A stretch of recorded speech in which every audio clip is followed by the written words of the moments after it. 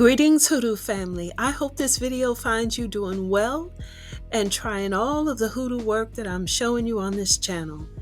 This is information that you can use to help with any challenges that you're going through, but also just building good well-being in your life. Now, for those of you who are new to traditional Hoodoo, I just want to remind you, Hoodoo is not magic. It's a beautiful, spiritually rich tradition that our ancestors created right here in America during slavery. Spiritual traditions back in Africa were also ancestral based, and this is why Hoodoo is ancestral centered. So, family, today I want to answer a question I seen in the comments, but also take this opportunity to kind of teach you a little bit about a core spiritual belief and almost forgotten tradition in Hoodoo. Now, for those of you who are serious about your work, this is something that you will definitely want to know about. So thank you to the Healer Moob 4877 for your question and your comment. Now, they said, Miss Hulda, is it okay to go outside and talk to your Madea as a favorite tree? To not work with them per se, just honor, pray, and ask them for guidance that way. Money is kind of rough right now. So once again, thank you for that question. I'm happy to answer. This is actually something that can benefit all of our people, especially those who acknowledge their Madea and ancestors just in general. One thing our ancestors, especially our Madeas, have taught us is how to weather the storms of life. That when you see a storm coming, and I'm talking about problems, troubles, challenges, you hunker down and you turn inwards and hold on to your roots so that you don't get lost. Now, just like a tree planted by the water, you shall not be moved. That's what they taught us. You know, like the mangrove trees down in the Gulf Coast, or the bald cypress trees in so many of our waterways throughout this nation, like the Mississippi Valley. Whether you know it or not, your roots is everything. And let me tell you, your roots are strong. They are your ancestors, and you have to believe this, whether you know their names or not. You have ancestors. And somewhere in that line is ancestors who would love to help you. So how does trees fit into this? Well, you've heard me say in Hoodoo, we don't work with the dead trees. We don't work with fallen tree limbs and stuff like that. We're always working with the spirit of things. A living tree has roots that run deep into the ground, which holds the memories of many things going back millions upon millions of years. So their memory is so vast and deep that our human mind is just incapable of comprehending all of this. This is sacred memory that they have. Trees serve as a conduit between the land of the living and the dead through their roots. And here's why. Many of our ancestors here in America, when buried, they had a tree planted beside their grave to remember them by. Now, I told you about the tree that was planted for Harriet Tubman when she passed away. And today, that tree is big, just like her legend. From slavery on up until probably around the 1960s, you know, this was a common practice in our communities.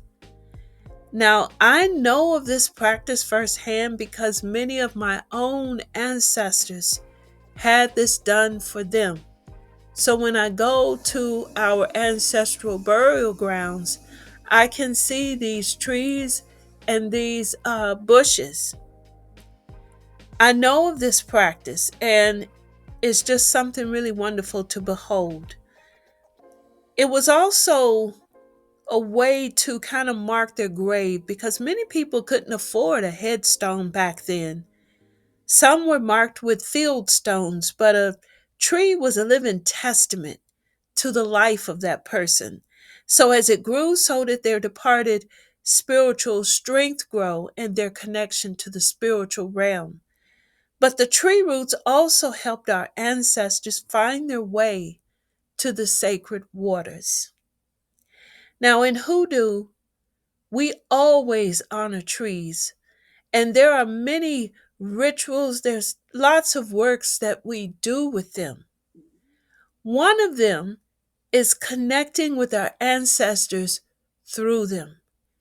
You don't just walk up to a tree and say, "Hey, tree, I want to connect you, use you to connect with my ancestors," and then suddenly, magically, a connection appears out of no way. It doesn't work like that. The trees, we always have to remember, these are living spirits. They have free will. Trees don't have to do nothing for you.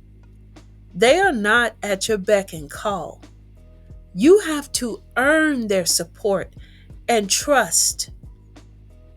You will have to visit that tree several times over a period of time. You know, it's very similar to how you approach a simbi, a body of water that holds a simbi. And I'd really encourage you to go back and look at that video because trees are just as sacred. But you've got to court the tree spirit. So you can also take your Medea jar with you. I taught you how to make a Medea jar. This is a jar that is dedicated to your mother ancestral spirits. You can take this with you every time you go to that tree to build up that familiarity, but also the Medea jar does kind of show your intent to the tree. It shows that you do have reverence for those who have departed, whom the tree roots knows. So find the biggest tree in the area that you'd like to work in, and more than likely this is going to be a mother tree.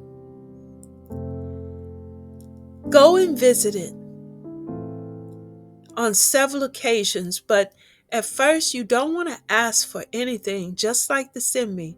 You're just going to build that connection, give it offerings, talk to it, give it honor, thank it for the work that it does in nature, for all that it does to support nature. Give it water. And this is me. Give it tree fertilizer, but do so very carefully so that you don't hurt the tree. Tell the tree who you are, who your people are, where you come from. If you know your ancestors' names, tell this to the tree as well, so they'll know who you descended from. This is all part of building that connection and relationship with the tree, allowing the tree to get to know who you are, who where your heart is, and what you're about. Spend time by that tree in silence. Ask nothing. Just sit there or stand there by that tree. And over time, you can ask the tree to serve as a sacred conduit with your ancestral spirits. And if you're going through hardship, leave your petition for help and offerings at the base of the tree. Take care of the tree, and it will take care of you if it takes to you. And let me tell you, Like I said, there are so many works, so many things that you can do with a tree when it comes to your hoodoo work. And one day I'll reveal some of these. And these are very, very sacred works of our ancestors. So I hope that this answered the question. Yes, you can go to a tree and you can give honor and appreciation to your ancestors through that tree. Now, let me say this for those of you who are concerned that I share too much. What I teach here on this channel is really just the surface. What can be shared in public that can benefit all. However, there are hoodoo beliefs, there are practices, traditions that are too sacred to be placed out here in the public. But I'm happy to share what I can here, and I hope that you will give this a try if you're serious about traditional hoodoo of our ancestors. And I do share deeper things in the hoodoo camp meetings, but even there, it's not into some of the most sacred things. Sharing that information has to be earned. I want to know that the people that I'm sharing it with, that level of information, are serious and genuine about the traditions of our ancestors. So, family, I do have the Soulful Divination book back in stock. It has been revised to include the Let's Follow the Seasons book, presenting divination with the spiritual seasons, and it's going into detail on how that works.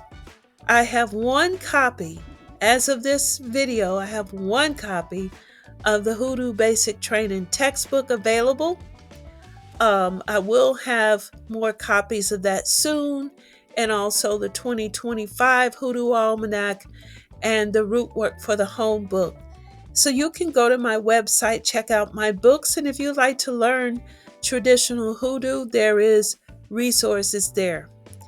I also have the quarterly hoodoo camp meetings, and the next one will be coming up in September. Make sure you sign up for my quarterly hoodoo newsletter, which is totally free for everyone who would like to just be spoon-fed some hoodoo work. So you can definitely sign up for that at my website. And just to give you a heads up, the 2026 Hoodoo Almanac is in the works. So you want to make sure that you collect all of these almanacs. They have information that you can use anytime. They're not just specific to a certain year.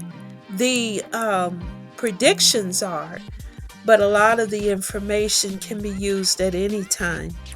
So until we meet again, have a powerful and productive hoodoo journey. Keep on building good and righteous things in your life. Thank you.